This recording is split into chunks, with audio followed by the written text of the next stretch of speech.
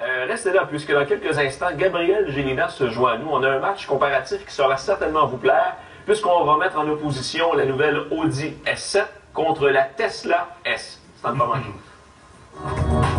Plus tard à l'émission, Denis Duquet fait l'essai routier de la Toyota Corolla.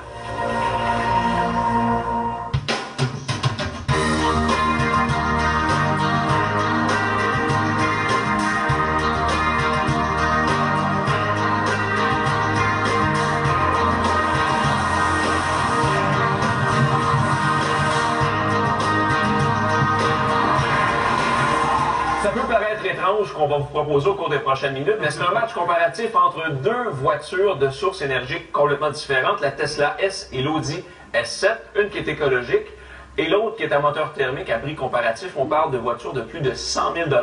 C'est vrai que c'est pas accessible à toutes les bourses, mais en moi, je pense que l'exercice en vaut la peine. Et Gabriel, tu as pu faire cet exercice-là.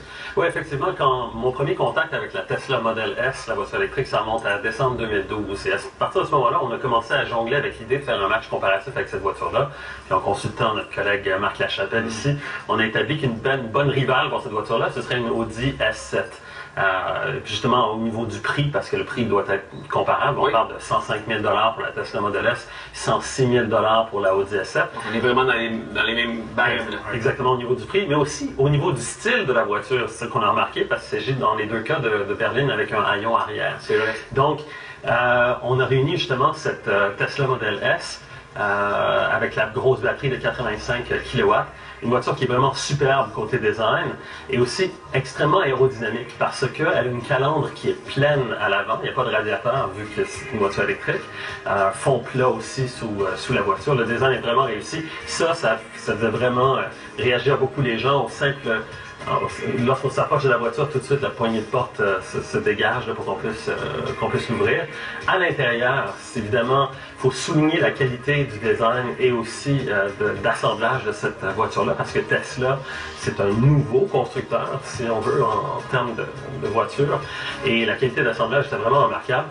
Et aussi, voici ce qui remplace tous les boutons et les commandes. C'est un écran complet. Exactement, un écran tactile 17 pouces. Ça ressemble beaucoup à un grand iPad, si vous voulez, et on peut paramétrer tout ça. On peut même avoir accès à l'Internet parce que chacune des voitures est équipée d'une puce 3G.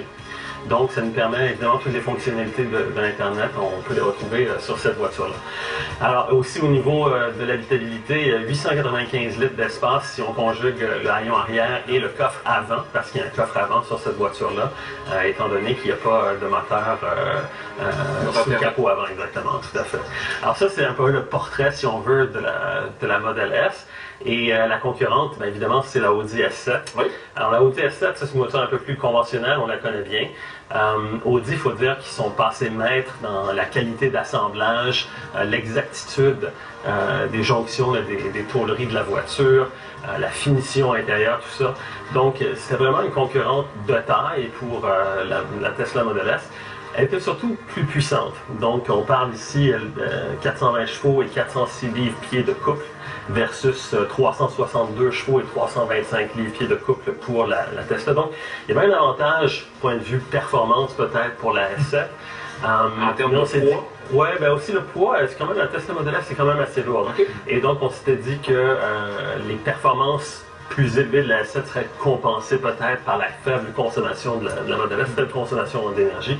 Donc, encore une fois, vous voyez le souci du détail là, qui est apporté là, chez Audi pour la présentation, la qualité de la finition intérieure, c'était vraiment irréprochable. En termes de volume d'espace, est-ce qu'il y en a pas mal plus dans la Tesla? Beaucoup plus.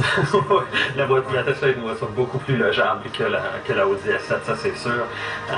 Juste le coffre avant sur la Tesla est immense et ça remplace évidemment le moteur thermique que l'on voit dans la Audi S7.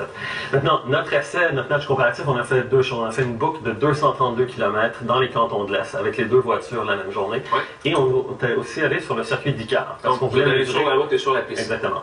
On voulait mesurer les performances, on voulait mesurer l'accélération, le freinage, on voulait mesurer les reprises, on voulait mesurer aussi la tenue de route, tout ça. Sur piste de trempée en plus? Oui, effectivement, la pluie s'est mise de la partie à peu près au milieu de la journée. Je vous dirais que la grosse surprise qu'on a eue, c'est que, évidemment, la voiture qui était la plus rapide en accélération et la plus performante au freinage et aussi en fin de route, c'était la Audi S7. Parce que, bon, évidemment, il y a plus de puissance, plus légère, traction intégrale aussi. Tandis que la Tesla Model S, le seul paramètre là, sur lequel elle était supérieure à la Audi S7, c'était sur la reprise de 80 à 120 km. Ça prenait juste 3 secondes. Donc ça nous montre jusqu'à quel point la Model S est une voiture un peu plus lourde, prête pas nécessairement bien à ce genre d'exercice-là, ou pas aussi bien, par exemple, que la Audi S7. Par contre, pour une utilisation de tous les jours, parce que là, évidemment, c'est des circonstances assez exceptionnelles, donc pousser les voitures un peu au maximum. Mais en conduite de tous les jours, la Tesla Model S était vraiment impressionnante, parce qu'il y a assez de puissance pour faire à peu près tout ce qu'on veut faire, des dépassements sur route secondaire sans aucun problème. Mais dans l'environnement très spécifique d'un circuit de course automobile, ben là, évidemment, c'est là que l'on voyait un peu plus les faiblesses entre guillemets, de la Model S par rapport à une voiture comme la Audi S7, parce que justement, la Model S, c'est une voiture qui est quand même relativement lourde, même si les batteries sont logées sur le plancher de la voiture, puis qu'on a un bon centre de gravité très très bas.